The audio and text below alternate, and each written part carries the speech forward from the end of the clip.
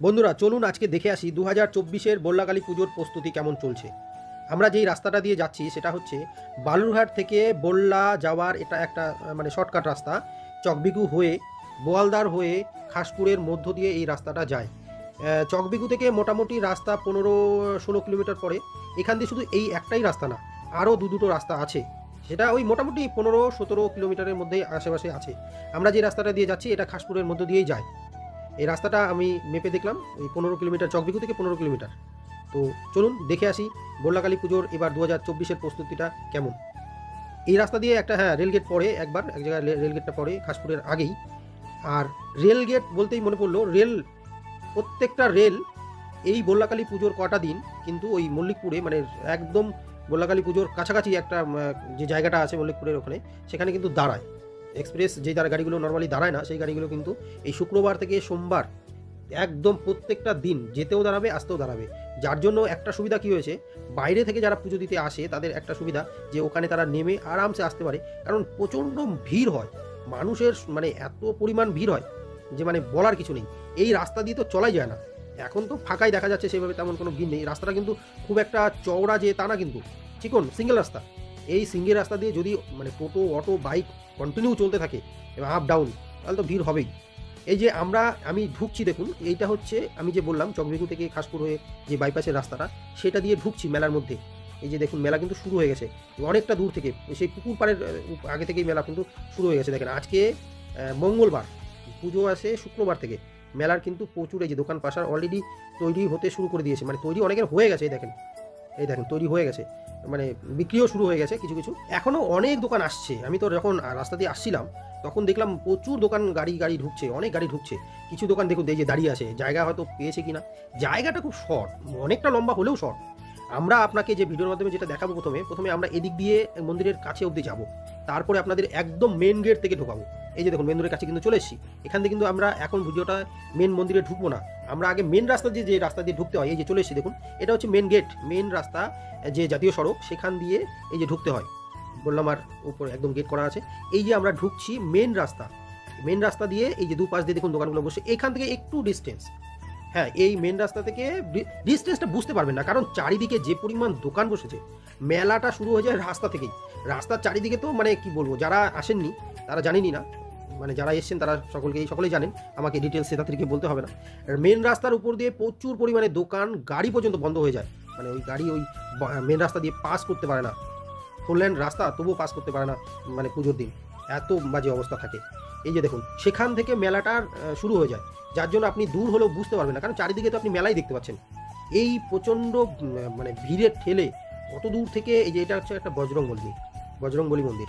এই যে দেখুন পুকুর পাড়ে, অসাধারণ মেন মন্দিরের কাছাকাছি, এটা একদম কাছাকাছি। দেখুন পুকুরটা বাঁধানো আছে। আমরা আবারও আগাচ্ছি। এই যে দেখুন যে সমস্ত জায়গা ফাঁকা আছে, পুরো চাষিরা কি করে, এই মেলা উপলক্ষে জমিতে চাষও করে না, রেখে দেয়। কারণ ধান উঠতে যদি দেরি করে তাহলে মেলা তো বুঝতে পারবে না, দোকানদাররা ঘুরে যাবেন। সেই জন্য জায়গাগুলোকে ফাঁকা রাখে। আর পুরো সেইভাবে জায়গা তো নেই, রাস্তার সাইড দিয়েই যতটা পাওয়া যায়। আর যে সমস্ত জমিগুলো ফাঁকা চারিদিকে, এই যে দেখুন এই জমিটা ফাঁকা পাওয়া গেছে জন্য যে নাগরদোলা বসেছে, এই যে দেখুন নাগরদোলা, তো সেগুলো করা হয়। আমরা চলে এসেছি মেন মন্দিরে। এই যে দেখুন ঢুকবো সবে, পুলিশ এখন থেকে মোতায়েন আছে। পুরো সিসি ক্যামেরা থেকে শুরু করে পুরো ব্যবস্থাপনাই আলাদা। পুরো দক্ষিণ দিনাজপুরের পুলিশ এই কটা দিন শুক্র থেকে সোম পর্যন্ত এখানেই থাকবে। মানে মানুষ আর পুলিশ একই হয়ে যাবে, এত পরিমাণ থাকতে হয়। ভিড়টা কি পরিমাণ যে ভিড় হতে পারে, এটা না দেখলে না আপনাদেরকে ঠিক বোঝানো যাবে না। সুন্দর করে লেখা আছে আই লাভ মা বল্লা, একটা নেম প্লেট সুন্দর করে দেখলাম। আমরা একটু ঢুকবো ভেতর দিকে, বাইকটা রেখে দিয়ে পার্ট করে আপনাদেরকে দেখাবো যে কোথায় পুজোটা হয়, মেন পুজোটা মন্দির কোনটা। আমরা এই সাইড করে দেখাই। এই যে ডান সাইডে দেখছেন বাস দিয়ে ঘেরা, এইটাই হচ্ছে বলির জায়গাটা, প্রচণ্ড ঘেরা। এখানে কোনো রকম ভিডিও বা ছবি করতে দেওয়া হয় না। এটা পাশের অন্যান্য দেবদেবীর মন্দির, এই যে সাইডটা, এগুলো দিয়ে পুরো মেলা বসে। আমি আবার বেরিয়ে যাচ্ছি, গিয়ে মেন মন্দিরের দিকে ঢোকার চেষ্টা করছি। আপনাদেরকে আগে মেন মন্দিরটা এবং আশপাশের যে জায়গাগুলো সব ধীরে ধীরে দেখাবো। আমি এই যে যাচ্ছি মেন মন্দিরে, দেখুন বাস দিয়ে পুরোপুরি সামনেটা কিন্তু ঘিরে দিয়েছে। সামনের দিকে কিন্তু আপনি ঢুকতেই পারবেন না। ওটার এখন শুনেছি নাকি টিকিটের ব্যবস্থা করবে, জানি না কি করবে, এখনও পর্যন্ত সেভাবে রিপোর্ট পাচ্ছি না টিকিটের ব্যবস্থা থাকে। আর এই যে এখানে যারা দেখতে পাচ্ছেন বসে আছে সাহায্য নেবার জন্য, যারা পুজো দিতে আসেন এখানে, পুজো দিয়ে এনাদেরকে একটু সহযোগিতা করেন আর্থিকভাবে, যে যেমন করে পারেন। আমি একটু মাকে প্রণাম করি, অনেকদিন পর এলাম মায়ের কাছে।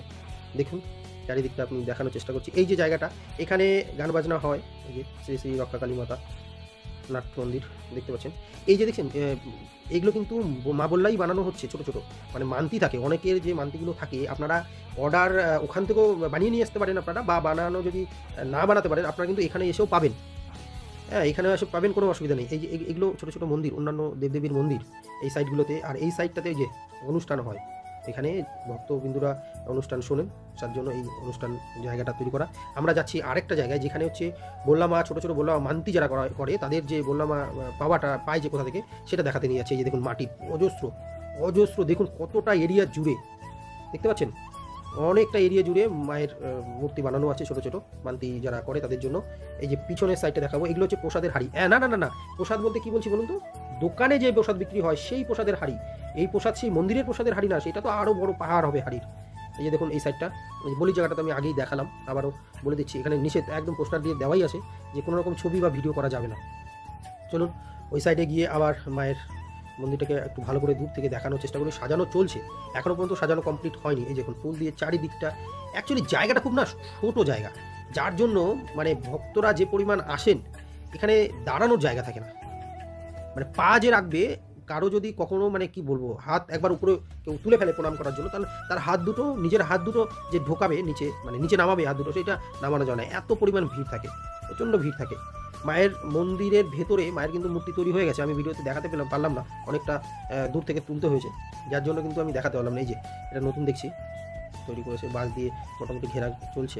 এখানে ঢুকতে গেলে সিরিয়াল করে ঢুকতে হবে, না হলে তো পুজোই দেওয়া যাবে না হুড়মুড় করে। যাই হোক, যেটুকুই দেখাতে পারলাম আপনাদেরকে, কেমন লাগলো অবশ্যই জানাবেন। এই যে আমি মেলা থেকে বেরোচ্ছি, আমি যেই রাস্তা দিয়ে এসেছিলাম সেই রাস্তা দিয়েই কিন্তু বেরোচ্ছি, দেখুন আবার দেখাতে দেখাতে নিয়ে যাই যে কতটা দূর পর্যন্ত মেলার সেই দোকানগুলো বসেছে। এই যে দেখুন পুকুর পাড়টাতে চলে আসছি, কিন্তু এই পুকুর পাড় পার করে চলে আসলাম, তারপরেও কিন্তু মেলার দোকান চলছিল, দেখুন ওয়েদারটা। যাই হোক, কেমন লাগলো ভিডিওটা অবশ্যই জানাবেন, সকলে ভালো থাকবেন, আর যদি সম্ভব হয় ভালো লাগে অবশ্যই আমার এই চ্যানেলটাকে সাবস্ক্রাইব করবেন। আমি আশা করি আপনাদেরকে আরও ভালো ভালো ভিডিও নিয়ে আসবো।